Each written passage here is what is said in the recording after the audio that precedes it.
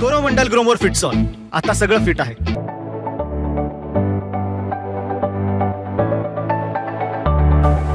नमस्कार, मी कल्लाप्पा दादा सुगडते, गौडवाडी, तालुका सांगोला, जिल्हा सोलापूर. गौडवाडीमध्ये डाळिंबाची माझ्याकडे 8,000 झाडं आहेत.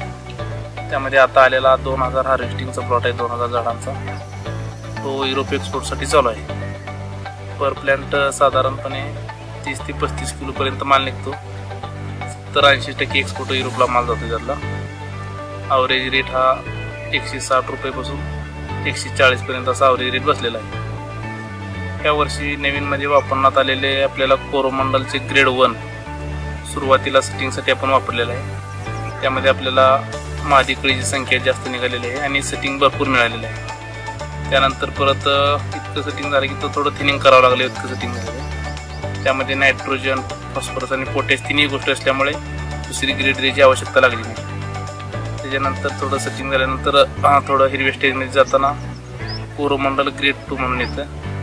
त्याच्यामध्ये पण तसं नायट्रोजन, फॉस्फरस आणि पोटॅश मायक्रोन्यूट्रिएंट असल्यामुळे त्याचा pH 4.2 असल्यामुळे तो अपटेक होण्यासाठी चांगल्या पद्धतीचं काम करत आहे. त्यामुळे त्याचे रिझल्ट छान मिळालेले आहेत यावर्षी.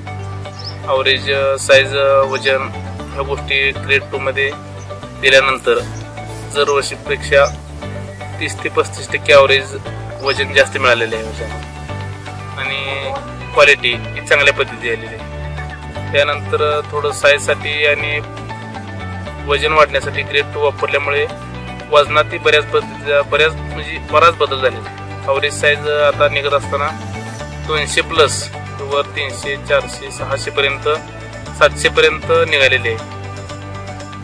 चांगलं उत्पन्नात यावर्षी भरपूर वाढ झालेली आहे.